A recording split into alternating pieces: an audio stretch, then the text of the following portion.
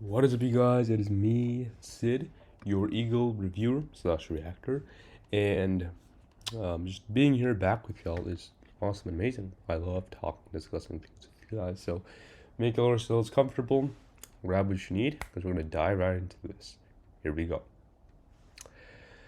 All right. So the MCU state of just content, all a mess, but we're really not here to discuss that. There's way too much to discuss about entirely what's going on. That's why I've chosen this topic, just to solidify everything into this video. But if you want to talk about other stuff, comments are open. I'm here for discussions, so we can definitely do that as well.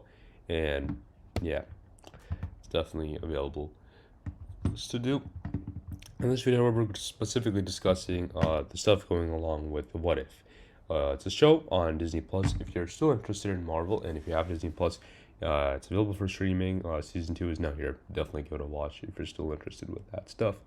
So, a little bit of background as to what's going on. What If Season 1 came up years ago, and the whole concept idea of it was, all these what if questions and scenarios. The episodes really, what if this changed, and how, of course, the butterfly effect, how would the other effects occur. And some of the episodes were hits, some were misses, because some of the what ifs no one really cared for or were interested in the first place. But I feel like it was still okay, and the ending was sort of clear as to where it was trying to get to. I still love this more evil version of Ultron being the main villain towards it. I think that was pretty cool. And the team, the sort of they developed with all those characters, was pretty interesting. Seeing as how you have this just broad array of just different characters all coming together and forming a team. I definitely thought that was interesting for me personally. So I think they did a good job with that. I guess my only complaint with the first season was if they just had more time to do like more team building and teamwork stuff together until they're like, hey, let's just throw them together at the end. But I guess there wasn't really much time. The world was pretty much doomed around then. Yeah, our narrator, of course, within these episodes has always been the Watcher, who's kind of this guy who's watching all the events unfold from the back and kind of our narrator throughout this series. That's a bit about it. First season was okay, enough background you really need. So let's dive into season 2. All right, here we go. So, what is season 2? Episode 1 opens up with our character Nebula. Nebula, she's basically, of course, how they present her. This character who started off with pretty much darkness. She was in the Black Order, child of Thanos. And the episode opens with, we learned that I think Yondu is dead. I guess he's been killed. And, I wish we got to see more of what happened before all that stuff, learning more of what Yondu was doing exactly instead of being this confused. But I guess the episode kind of had to explore what it did. But I guess more information for me is just cool and interesting. I guess, I don't know, I just love Marvel, so more content for me, I'll just eat it right up if we get that information. But beyond that, the story was pretty much, simple, straightforward. Not a lot to say about the first episode itself.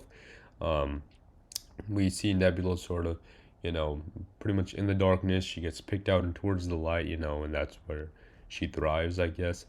She's taken in, of course. She's trying to protect her planet, her home Xandar, from, all the threats that she's facing. She's working with the Nova Corps until she finds out that they're pretty much bad. I guess the leader's pretty much evil, she recruits, I think the person she recruits, I think, wasn't he the villain of the first Captain Marvel movie? Not entirely sure.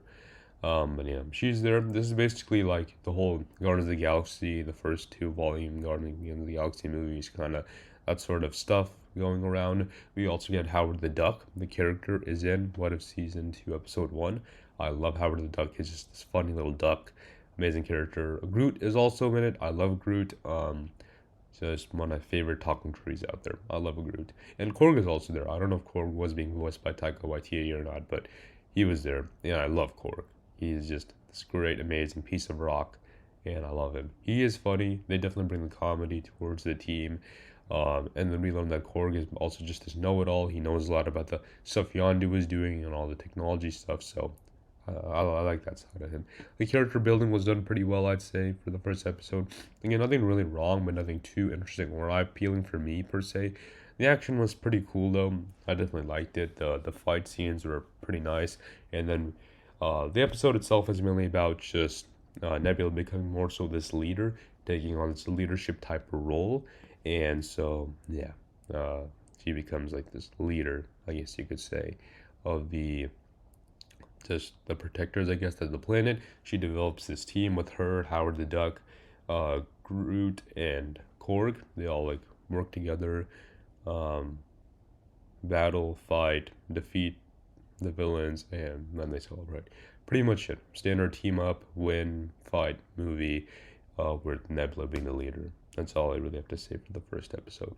Pretty solid in my opinion, but nothing too great. I guess probably like an 8 out of 10. Pretty solid first episode, I guess. But nothing really much to say beyond that. Okay. And yeah, that's about it for the first episode. So yeah. All right, now let's get into episode number 2. All right, so what if season 2, episode 2? I just watched it a couple minutes ago. Came out, and man, what I have to say about this episode? It is so refreshing to see this new Avenger they were trying to build up. Because I heard, before What If season 2 was coming out, how they renewed it for a second season. A second season of animation was coming for sure, and how they're trying to build up the Avengers time period, which took place around Captain America, the first Avenger, and our older Avengers. Obviously when they were still pretty young back then. So definitely interesting. We got to see Shield when it was still pretty active. So this takes place, I guess, a few years after Captain America: The First Avengers. And my only main issue, I guess, was just a concern I guess I had, was how the title was a little bit misleading. I think it was, what if Peter Quill fought the Avengers during that time period, when really it wasn't really him doing the fighting. He was just sort of, I guess, the villain, or just he was only doing like some of the bad stuff for the first few minutes of the episode, and even that wasn't him.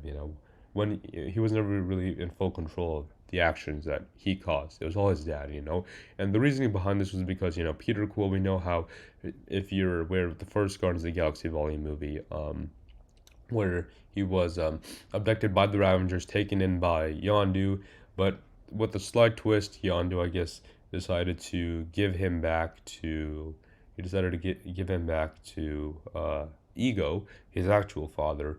And so Ego basically has this goal to make the whole universe just him, Ego, the only living thing at the end. And I mean, it makes sense. He has a really big ego, only cares really about himself and his expansion, I guess. So that's kind of what he wants to do. And I guess Yondu's like, you know what, chill, peace out, bye. And his son is basically taken by his father's control. So that definitely happens. And if you remember from Guardians of the Galaxy Volume 2, of course, we learned that Peter Quill was like his only successful offspring son child that I guess was able to carry on all the good stuff he needed to carry on Ego's plan. So now that Ego has the son he needs, and he controls him at this point, like there's nothing that can stop him. So he's posing this great big of a threat, and his son basically goes and he's the one who starts the initial attack. So then the Avengers during that time period assemble together, and Manhattan is pretty much destroyed. I guess the whole city's in shock and peril. And so we sort of see the team up happening during this time period. And some background information on that is, Shield is still existing pretty well. So of course Peggy Carter is still there. She's, I guess, in charge of Shield. Of course, Howard Stark is still there. Howard Stark, the father of Tony Stark, Iron Man, he's there as well, because it's this group of Avengers that we're dealing with. And I like how Howard Stark is talking about his son Tony, about how oh, he's a teenager, my son.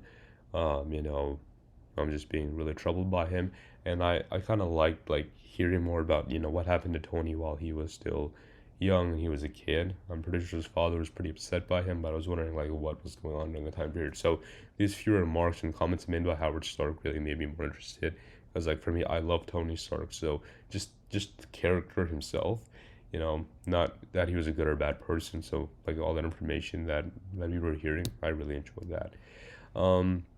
We also got Hank Pym.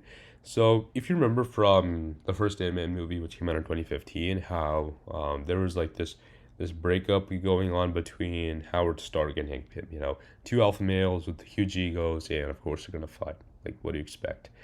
But the thing was, so Hank Pym, he developed the particle technology during this time period, right? And he was kind of afraid of it getting into the wrong hands, and he felt like Shield couldn't be trusted with him. I'm wondering if he was just a bit more angry and frustrated. We know that after his wife died, I guess he wasn't really feeling the same ever since. But I feel like his wife always brought out the good, the light side of him, which sort of made him understand, no, he needs to protect this Peter Quill. And so I feel like Hope, I guess, carried that light side within her. And yeah, so it's kind of weird, how Hope is like in the episode. She's like, "These are just potatoes. I want to eat vegetables." I guess she knows what's good for her, so that's pretty cool.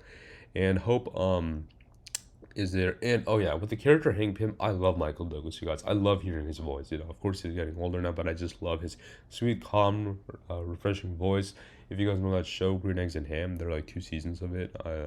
Season two is pretty bad. Season one is okay, I guess, in my books, even though it has a billions of mistakes, which I always point out whenever I watch them. But I just love hearing his voice, whether it be in live action within the Ant-Man movies or just hearing him do the voiceover. It's so comforting, so I just love hearing Michael Douglas talk. Love him, man. But yeah, so Hope is there, and yeah, I guess that's it. So, of course, we also have this new Black Panther. I think he's there, or no, wait, it's not. Oh yeah, it's Black Panther, but I think it's not T'Challa, right? It's T'Chaka instead, right? His T'Challa's father, right? Wasn't he the Black Panther during this time period? I feel like he'd be pretty young then, right? During this time period. Yeah, I feel like he was pretty young back then, so that's why he was like that. So yeah. So they all come together, they all team up. Oh yeah, and we also have Bucky Barnes, the Winter Soldier. If you remember after the first Captain America movie, how Captain America was frozen in ice, and Bucky Barnes, you know, how a few minutes before that, I think he fell out of the train or something. But then he was taken in by Hydra, I believe. I don't know why they're saying that the Russians have him and the commies and stuff. I understand the Civil War is going on at that time period, but yeah. And Howard Stark was still alive. Wasn't he supposed to die like December 16, 1991? I feel like that won't happen anymore, right? Because apparently the Winter Soldier is with them. Because Howard Stark was supposed to die around the Cold War. Because Cold War is still going around this time period, post World War II, Cold War era is going on. So yeah, so that definitely happened. Besides that, so Peter Quill, they basically learned that Hope basically tells Hank Pym, he's not a bad guy, so they try to save him, um, make him join their team. He realizes what's the good that he has to do. He fights his father. He learns that he killed his mother, kind of on par with Guardians of the Galaxy Volume 2.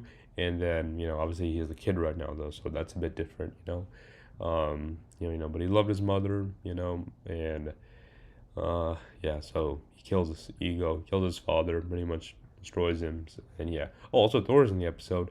Thor, I feel like didn't do much because I feel like Thor is a hard character to get. You got to balance out his like anger and frustration part in his comedy. We all know Thor has a funny bone in him. How he's not always funny, but he always makes us laugh. He always brings the comedy with him, even if it's not on purpose. So he was really funny seeing him this version of Thor. So this is so Thor is still pretty much the same. I guess he doesn't really age that much because he is just a god, I guess. Because we first saw Thor in the MCU way back in I think 2013 with the first Thor movie. This is still taking place within I'd say the 80s, 70s, 80s maybe. I think this is the time period we were in. So yeah, um definitely definitely a bit younger from the 2013 version we saw. So I feel like maybe Loki is still doing weird stuff. Maybe he isn't that bad yet. Yeah, and of course, Thor is a man on a mission. He knows how much of a threat ego is. Thor is a pretty smart guy, I'd say. I feel like he's a learned person. He knows like pretty much all the planets he's studied. I mean, he's pretty much a god. He has the books. He pretty much has a lot of knowledge. He knows what's going on. So that's pretty good for him. And I think he's trying to be. I feel like since he has pretty much all that space knowledge and he knows exactly what's going on, I feel like he could definitely be one of the main new Avengers they're trying to set up. I feel like that's pretty like the pretty cool side of him. How he seems like he's the odd one out. Since he's from space, they're all from Earth. But he's still like just this god, funny being. So definitely liked having him in there. Of course, Peggy Carter, I love her character. Just love her, all the shield work she does. She's pretty amazing. With the stuff that she does. And I feel like we also see how Hope in this time period, how I think they're learning how smart she is and how valuable she can be to the team. She's the one they said no. Peter Quill's troubled kid. I mean, he's from Missouri. He's from the U.S. He needs help, so they help him out. So that was a good thing that they did. And I guess that's it, pretty much beyond that. Probably more of a 9 out of 10, 9.5 out of 10 episode. Definitely a lot better than the first episode, but man, the team up, they all come together, they team up, work together. Uh, we also have Darren Cross. Wasn't he what, Lawrence Fishburne or something? Yeah, not Darren Cross. Darren Cross was the other guy. You know, Darren Cross was the guy who Hank Pym worked.